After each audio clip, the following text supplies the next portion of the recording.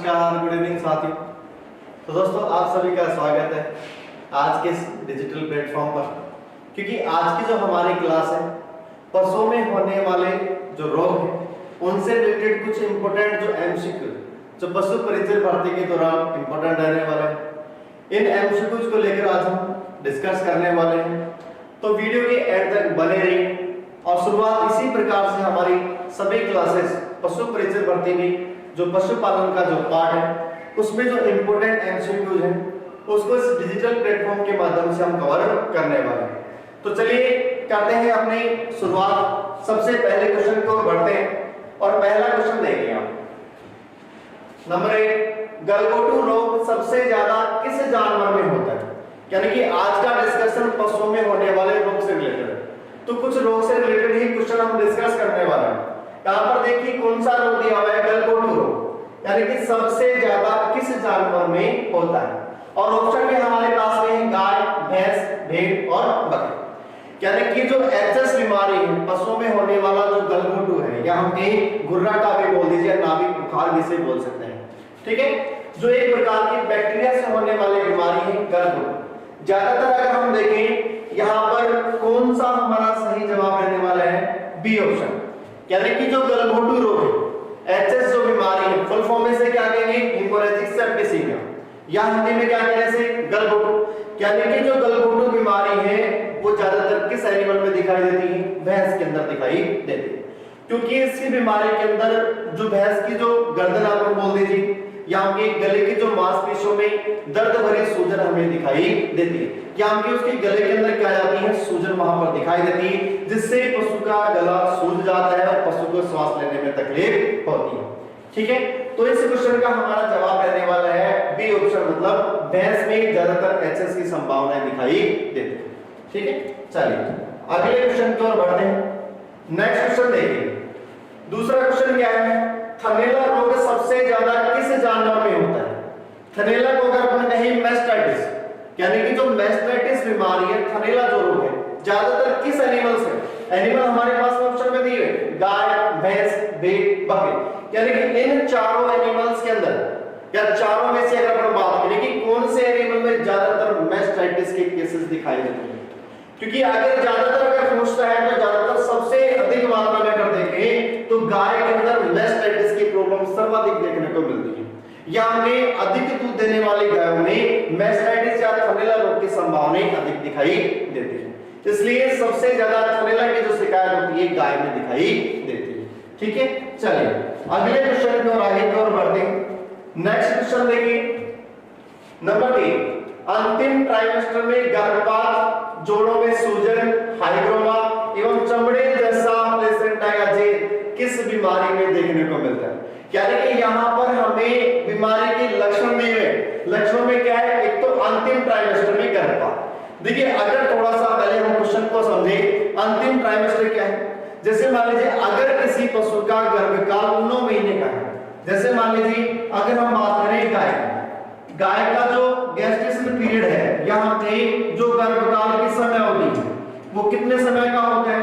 9 माह 9 दिन का होता है। कितना होता है? 9 माह 9 दिन का होता है। अगर इसको हम 3 ट्राइमेस्टर में अगर हम बांटें तो कितना हो जाएगा? यानी कि 3 माह 3 दिन, यानी कि 3 माह 3 दिन का जो पहला समय है वो तो क्या कहलाएगा? प्रथम ट्राइमेस्टर कहलाएगा। इसी प्रकार से दूसरा 3 माह 3 दिन का दूसरा ट्राइमेस्टर, और इसी प्रकार से 3 माह 3 दिन का तीसरा ट्राइमेस्टर कहलाएगा। यानी कि अंतिम ट्राइमेस्टर यानी कि 7वें से लेके 9वें माह का जो टाइमिंग होता है उस टाइमिंग में सर्वाधिक या के अंतिम ट्राइमेस्टर में उस ट्राइमेस्टर में गर्भपात की संभावनाएं अधिक देखने को मिलती है। दूसरा, जोड़ों में सूजन, और सूजन को क्या बोल रहे हैं? हाइग्रोमा। यानी कि ऐसी कंडीशन, ऐसी बीमारी जिसमें होने के बाद पशु में हाइग्रोमा की कंडीशन वहां पर दिखाई देती है। इसके अलावा चमड़े जैसा प्लेसेंटा, यानी कि लेदरली प्लेसेंटा भी हम इसको बोल सकते हैं, यानी कि उसके बाद में सूखकर चमड़े जैसा प्लेसेंटा हो जाता है। यानी कि गर्भपात के बाद में पशु में जो जेर होता है वो सूखकर कैसा हो जाता है? चमड़े जैसा हो जाता है। यानी कि निम्न में से कौन सी बीमारी ऐसी है जिसमें लेदरली चमड़े जैसा प्लेसेंटा, हाइग्रोमा और गर्भपात की कंडीशन दिखाई देती है? देखिए हमारे पास में ऑप्शन में पहला दूसरे ऑप्शन में है ब्रुसेलोसिस, तीसरे ऑप्शन में है लिस्टीरियोसिस और चौथे ऑप्शन में है टिटनेस बीमारी। तो इन चारों बीमारियों में से हमारा सही जवाब रहने वाला है ब्रुसेलोसिस, यानी कि ब्रुसेलोसिस एक प्रकार की जूनोटिक बीमारी है, यानी कि ऐसी बीमारी जो पशुओं से मनुष्य में फैल जाए, यानी कि जूनोटिक बीमारी भी है ब्रुसेलोसिस। यानी कि ब्रुसेलोसिस रोग के दौरान अगर हम बात करें पशुओं में अंतिम ट्राइमेस्टर में गर्भपात, जोड़ों में सूजन और चमड़े जैसा प्लेसेंटा ब्रुसेलोसिस की कंडीशन में दिखाई देता है। ठीक है, चलिए अगले क्वेश्चन की ओर बढ़ते हैं। नेक्स्ट देखिए, अगला क्वेश्चन है तिल्ली बुखार किसे कहते हैं। देखिए यहां पर किसी बीमारी का उपनाम दिया हुआ है और उसके बाद में बीमारी पूछी है कि तिल्ली बुखार या हमें स्प्लिन फीवर या तिल्ली बुखार के नाम से कौन सी बीमारी को जाना जाता है। और हमारे पास में ऑप्शन में है एंथ्रेक्स है, ब्रुसेलोसिस है, लिस्टीरियोसिस और टिटनेस, यानी कि तिल्ली बुखार के नाम से। यानी कि यहां पर हमारा सही जवाब रहने वाला है नंबर 1 एंथ्रेक्स, यानी कि एंथ्रेक्स बीमारी के अंदर स्प्लिनोमेगली, क्योंकि स्प्लिन का आकार सामान्य से अधिक हो जाना, यानी कि किस बीमारी में होता है। एक सेकंड देखिए, यहां पर इसका एक लक्षण हमें दिखाई देता है एंथ्रेक्स में, क्या है स्प्लिनोमेगली। स्प्लिनोमेगली क्या होता है, सबसे पहले हम ये देखें थोड़ा सा, यानी कि स्प्लिन किसे बोलते हैं, प्लीहा, किसे बोलते हैं प्लीहा। या हम कहें स्प्लिन का आकार सामान्य से अधिक हो जाता, क्या कहलाता है, स्प्लिनोमेगली कहलाता है। यानी कि स्प्लिनोमेगली किस बीमारी के दौरान, एंथ्रेक्स बीमारी के दौरान। और स्प्लिन का आकार सामान्य से अधिक होगा और पशु में क्या आ जाता है, तेज बुखार आता है। क्या आता है, तेज बुखार आता है।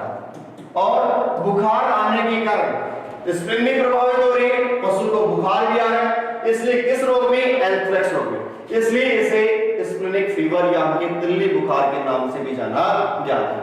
किस रोग को, एंथ्रेक्स रोग को। ठीक है, चलिए इसके अलावा अगले क्वेश्चन की ओर बढ़ते हैं। देखिए अगला क्वेश्चन क्या है, HSVQET बीमारियां फैलती हैं। पहले तो इनकी फुल फॉर्म देखते हैं। HS बीमारी को क्या बोलते हैं, हीमोरेजिक सेप्टिसीमिया। क्या बोलते हैं इसे, हीमोरेजिक सेप्टिसीमिया। हीमोरेजिक सेप्टिसीमिया, यानी कि एचएस को फुल फॉर्म में किस नाम से जाना जाता है, हीमोरेजिक सेप्टिसीमिया, या हिंदी में हम कहें गलघोटू। बीक्यू को क्या बोलते हैं, ब्लैक क्वार्टर। क्या बोलते हैं, ब्लैक क्वार्टर, यहां के लंगड़ा बुखार से बोला जाता है। इसके अलावा ईटी को क्या बोलते हैं, एंट्रोटॉक्सीमिया, या हम इसे हिंदी में बोले फड़किया। ये तो बात होगी इनकी हिंदी सिनोनिम और इनके पूरे नाम।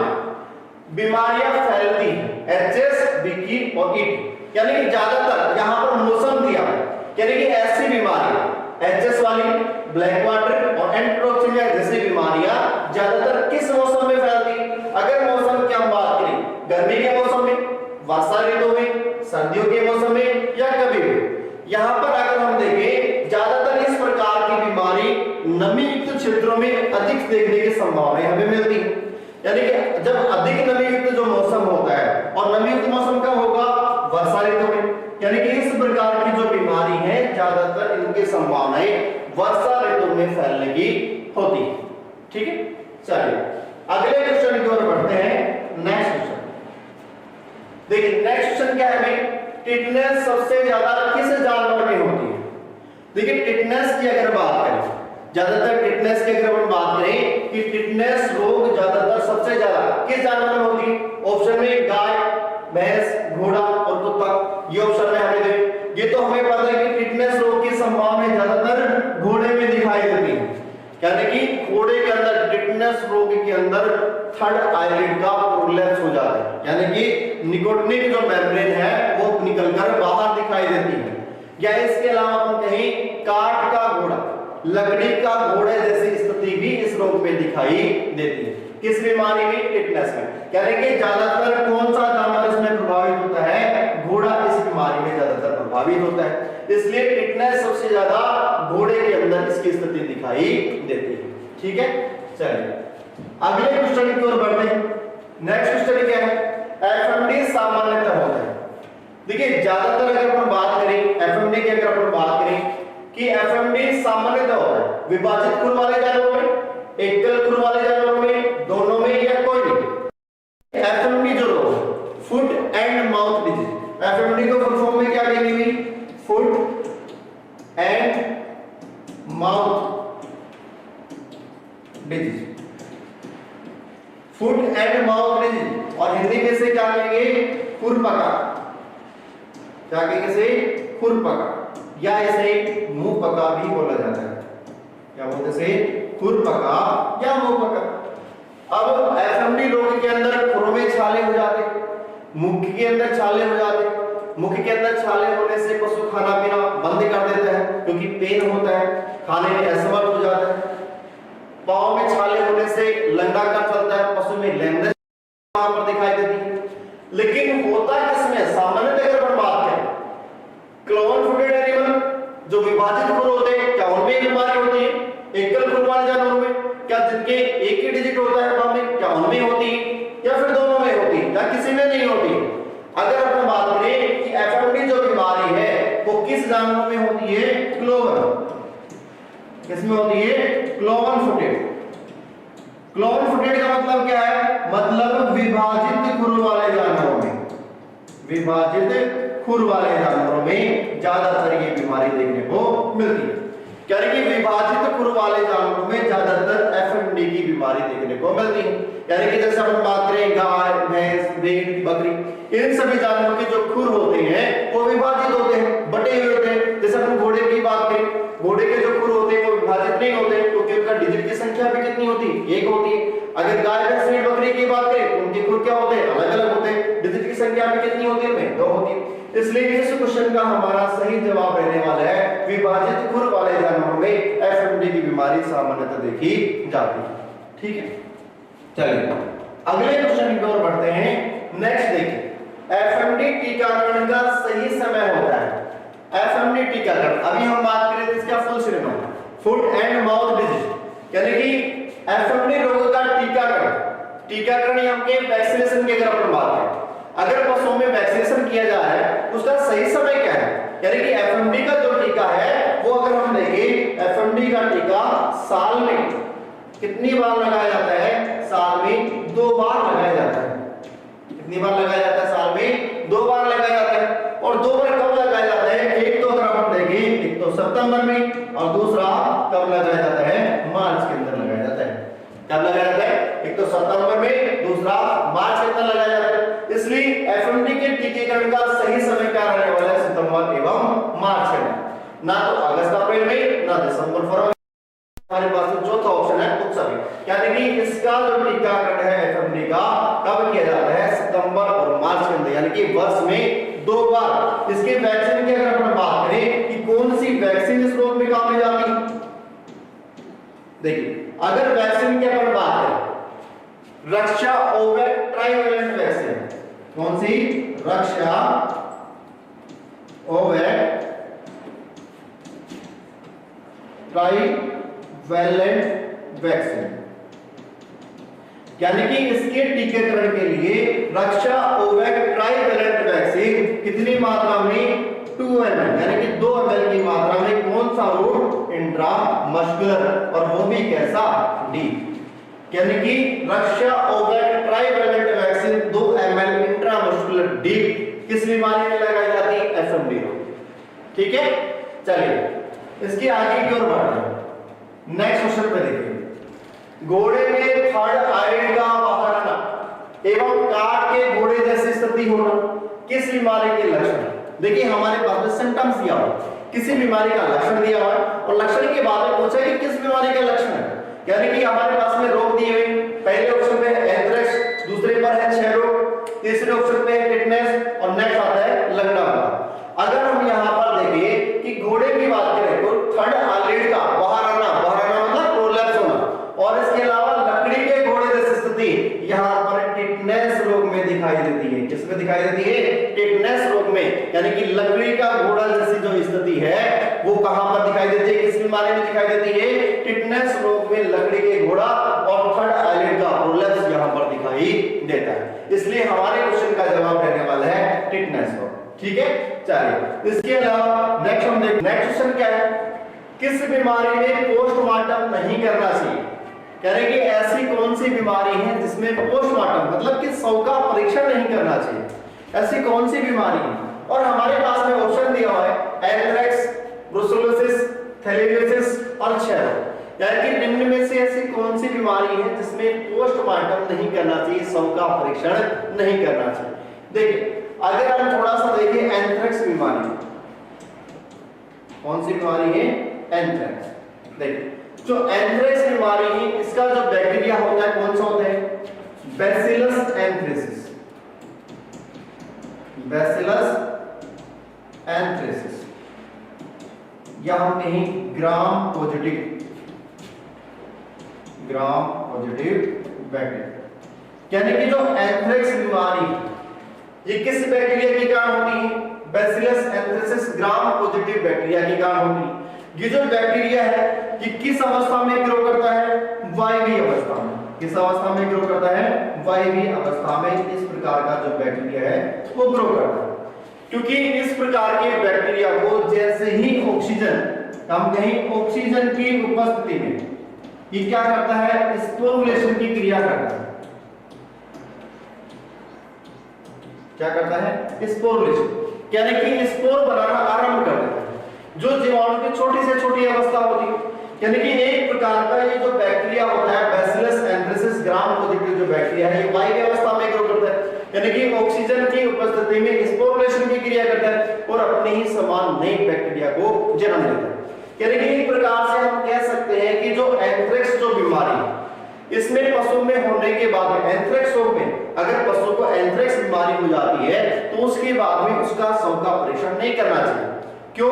क्योंकि एंथ्रेक्स बीमारी का जो बैक्टीरिया होता है बैसिलस एंथ्रेसिस ग्राम पॉजिटिव ये क्या है? एक प्रकार से वायवीय जीवाणु, यानी कि वायवीय अवस्था में जैसे ही इसे ऑक्सीजन के संपर्क में आएगा तो क्या करेगा? स्पोरुलेशन करेगा, अपने ही समान स्पोर बनाएगा।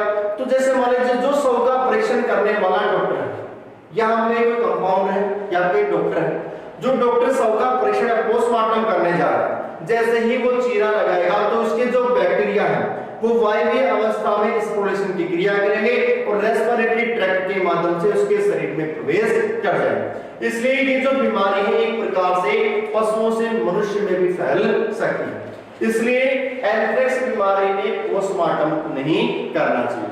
ठीक है, इस क्वेश्चन का हमारा जवाब कौन सा रहने वाला है? नंबर 1 ऑप्शन, एंथ्रेक्स बीमारी में पोस्टमार्टम नहीं करना चाहिए। ठीक है, चलिए अगले क्वेश्चन की ओर बढ़ते हैं।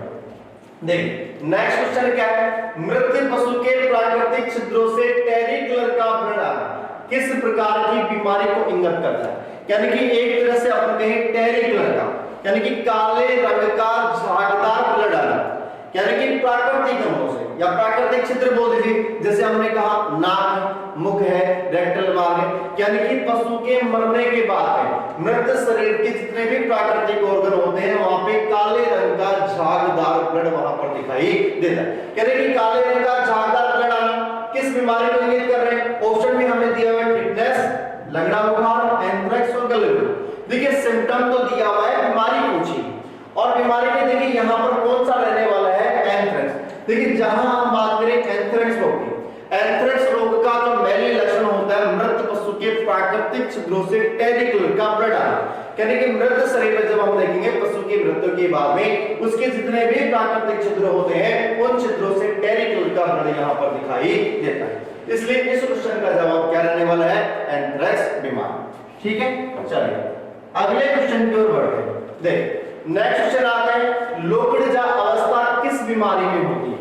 यानी कि लोकड़जा एक तरह से अपन कहें जो जबड़ा है वो लोक हो जाता है। लोक की स्थिति में यानी कि हमने कहा कि मैस्चर मसल्स में टिटनाई होने के कारण जो जबड़ा है वो वहीं के वहीं स्थिर हो जाता है। ये तो लक्षण दिया हुआ है, किस बीमारी का होगा? लगड़ा बुखार, गलघोटू, ब्रुसेलोसिस या टिटनेस। देखिए स्पष्ट है कि जो लोकड़जा की जो कंडीशन है वो टिटनेस बीमारी के दौरान दिखाई दिखाई देती है। किस बीमारी के दौरान दिखाई देती है? टिटनेस रोग, क्योंकि टिटनेस रोग के दौरान मैस्चर मसल्स में टिटनाई होने के कारण जबड़े में स्थिरीकरण आ जाता है। ठीक है, चलिए अगले क्वेश्चन की ओर बढ़ते हैं। देखिए नेक्स्ट क्वेश्चन, किस बीमारी के लिए टीकाकरण जीवन में सिर्फ एक बार, यानी कि ऐसी कौन सी बीमारी है जिसके लिए वैक्सीनेशन यहाँ के टीकाकरण जीवन में सिर्फ एक बार लगता है? कौन सी बीमारी का टीका जीवन में सिर्फ एक बार लगेगा? नंबर 1 ब्रुसेलोसिस, फड़किया, लंगड़ा बुखार या गलगोट। देखिए यहाँ पर एक हमने देखा है क्वेश्चन में कि टीकाकरण को जीवन में केवल एक बार लगेगा। यहाँ पर इस क्वेश्चन का हमारा सही जवाब रहने वाला है नंबर ए ऑप्शन, मतलब ब्रुसेलोसिस रोग। ब्रुसेलोसिस रोग का हमने मेनली अगर लक्षण देखे तो अंतिम ट्राइमेस्टर में अबॉर्शन की कंडीशन देखने को मिलती है, यानी कि पशुओं में अंतिम ट्राइमेस्टर में गर्भपात की जो शिकायत है वो ज्यादातर ब्रुसेलोसिस के कारण दिखाई देता है। इसलिए इसका जो टीका है जीवन में सिर्फ एक बार लगता है, जीवन में सिर्फ एक बार, यानी कि जीवन में सिर्फ एक बार, वो भी किस पशु में लगता है?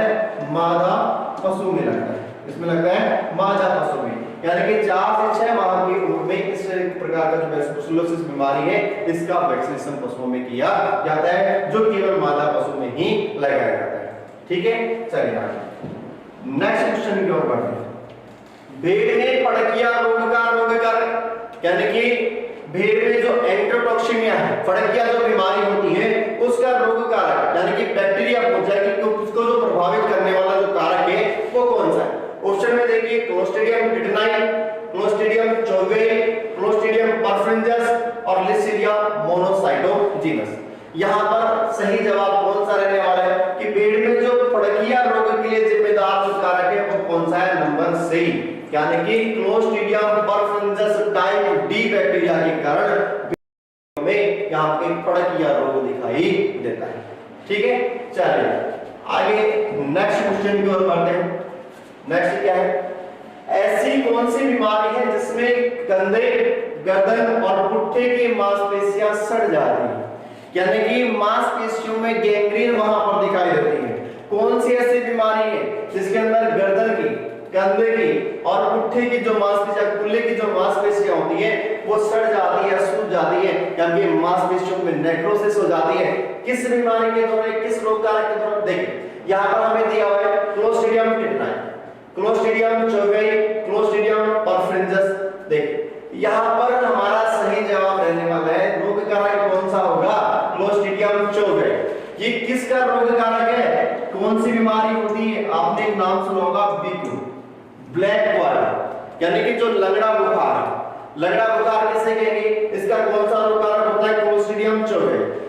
ब्लैक क्वार्टर को हिंदी में क्या कह रहे हैं? लंगड़ा बुखार, क्योंकि ये जो बैक्टीरिया होता है ये एवाइवी अवस्था में ग्रो करता है और जो पुट्ठे की, आपके कंधे की जो गर्दन की मांसपेशियां हैं उनमें क्या करता है? नेक्रोसिस कर देता है, यानी कि ऊतकों में एक तरह से गलनक्षय भी अपन बोल सकते हैं कि धीरे धीरे वहां पर गैस भरी सूजन, यानी कि वहां पर हाइड्रोजन सल्फाइड गैस हमें वहां पर दिखाई देती है इस रोग के दौरान, ब्लैक क्वार्टर। इसलिए जहां पर सूजन के कारण पुट्ठों में दर्द युक्त सूजन होती है जिसके कारण से पशु लंगड़ा कर चलता है, इसलिए इस बीमारी को ब्लैक क्वार्टर के नाम से, और रोग कारक क्या है? क्लोस्ट्रिडियम चौबे। ठीक है, यानी कि कंधे की, गर्दन की और पुट्ठे की मांसपेशियां क्लोस्ट्रिडियम चौबे के कारण जो एवाइवी अवस्था में जो बैक्टीरिया ग्रो करता है इसके कारण वो सूज जाती है या सड़ जाती है।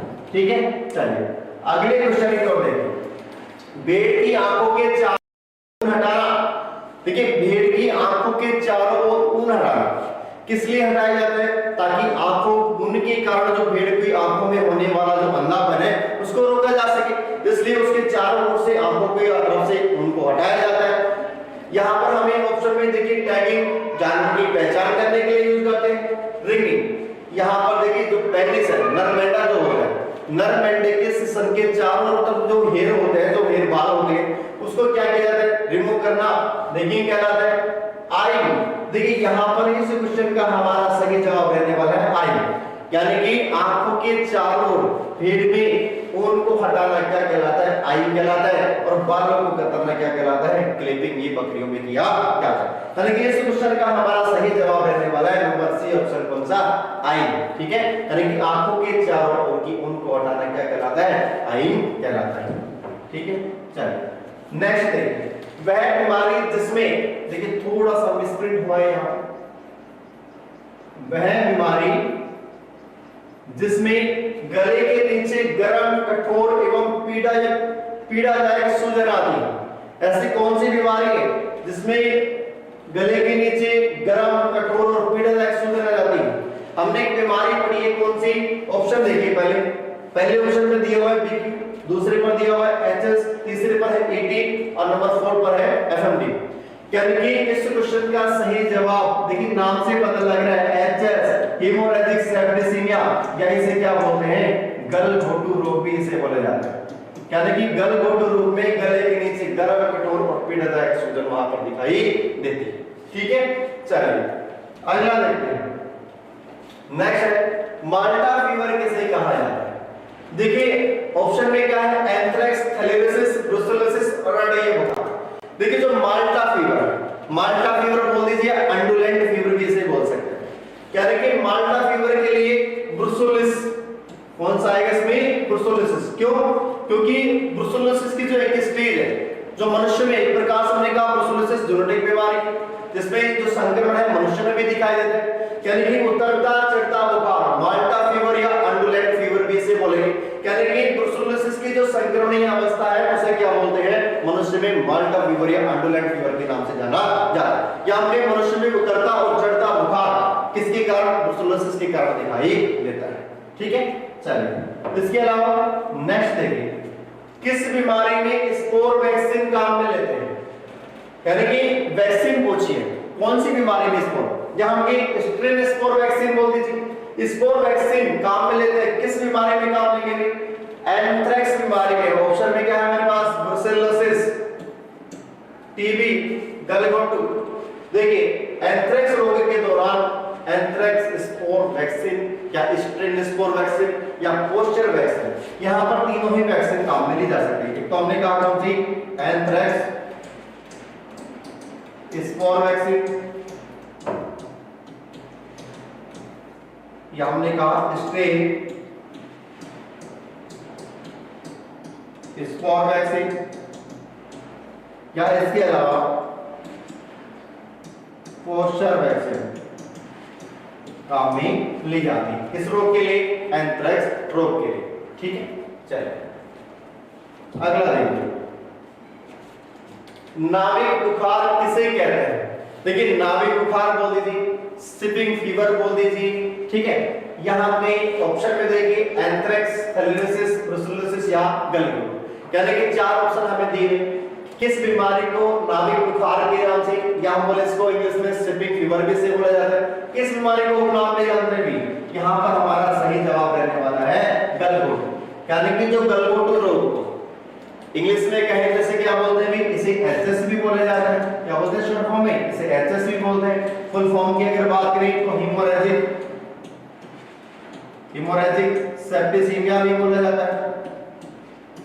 ठीक है, इसके अलावा से गलघोटू नाम से जाना जाता है।